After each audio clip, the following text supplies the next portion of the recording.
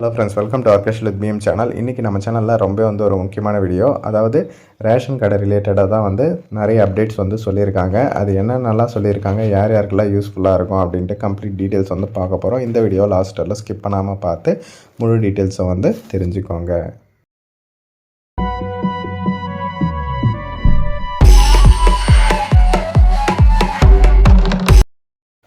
இப்போ election time போயிட்டு இருக்கிறதுனால ரேஷன் கடையிலேருந்து நிறைய அப்டேட் ரிலீஸ் பண்ணியிருக்காங்க.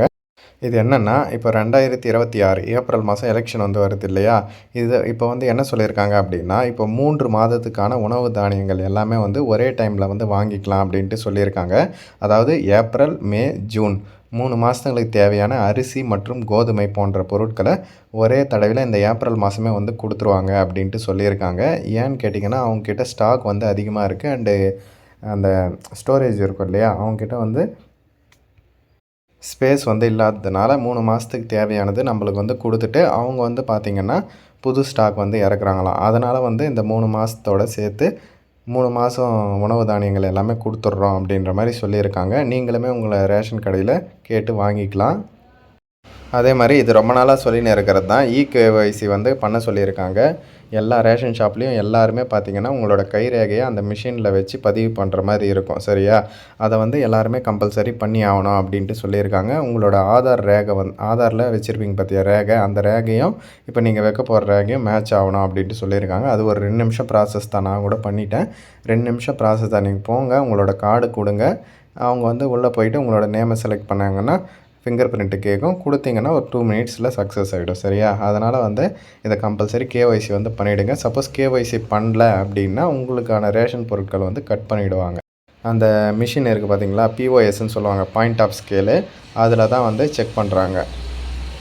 இது எதுக்குன்னா, சில பேர் இறந்துட்டு இருப்பாங்க, சில பேர் அங்கே இருக்கவே மாட்டாங்க. அந்த மாதிரியான ரீசன்ஸால் எல்லாம் பார்த்திங்கன்னா இது அந்த ஃபிங்கர் பிரிண்ட் வைக்க சொல்கிறாங்க. ஒரே ஒரு டைம் நீங்கள் பண்ணுறது மூலமாக நீங்கள் அந்த இகேஒய்சியை கம்ப்ளீட் பண்ணிடலாம் அப்படின்ட்டு சொல்லியிருக்காங்க. அதே மாதிரி பார்த்திங்கன்னா இப்போ நிறைய பேர் ரேஷன் கார்டு புதுசாக அப்ளை பண்ணியிருப்பீங்க, இல்லைன்னா கரெக்ஷன் ஏதாச்சும் கொடுத்துருப்பீங்க, இல்லை கார்டு தொலைஞ்சிச்சு அப்படின்ட்டு ஆர்டர் போட்டிருப்பீங்க. இந்த மாதிரியெல்லாம் பண்ணவங்களுக்கு பார்த்திங்கன்னா இப்போ தேர்தல் நடத்தை விதிமுறை இருக்கிறதுனால, ஏன்னா எலெக்ஷன் நடக்குது இல்லையா, அதனால் தேர்தல் நடத்தை விதிமுறைகள் இருக்குது. அதனால் இதை டெம்பரரியாக ஸ்டாப் பண்ணியிருக்காங்க அப்படின்ட்டு சொல்லியிருக்காங்க. மே 4ஆம் தேதிக்கு அப்புறம் புது கார்டு எல்லாமே கம்ப்ளீட்டாக கொடுப்போம் அப்படின்ற மாதிரி சொல்லியிருக்காங்க. அது மட்டும் இல்லாமல் வேறு என்ன சொல்லியிருக்காங்க அப்படின்னா, நீங்கள் ஆன்லைனில் அப்ளை பண்ணுறதா இருந்தால் பண்ணுங்கள், அதெல்லாம் எந்த பிரச்சனையும் கிடையாது. ஆனால் இப்போ புதுசாக கார்டு பிரிண்ட் பண்ணி நாங்கள் அனுப்புறதுக்கு பார்த்திங்கன்னா இப்போதைக்கு முடியாது. மே 4ஆம் தேதிக்கு மேலே தான் முடியும் அப்படின்ற மாதிரி சொல்லியிருக்காங்க. சராசரியாக பார்த்திங்கன்னா ஒரு மாவட்டத்தில் ஒரு மாதத்துக்கு 2000 புது அப்ளிகேஷன்கள் வருது. இது எல்லாமே மே 4ஆம் தேதிக்கு அப்புறம் செக் பண்ணி நாங்கள் கார்டுகள் கொடுப்போம் அப்படின்ற மாதிரி சொல்லியிருக்காங்க.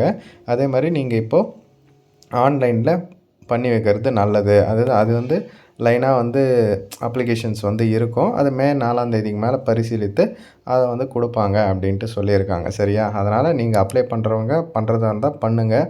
அப்படி இல்லைன்னா நீங்கள் மே 4ஆம் தேதிக்கு அப்புறம் கூட ட்ரை பண்ணுங்கள். சரியா? ஆனால் இப்போதைக்கு கொஞ்சம் ஆக்ஷன் எடுக்க மாட்டாங்க.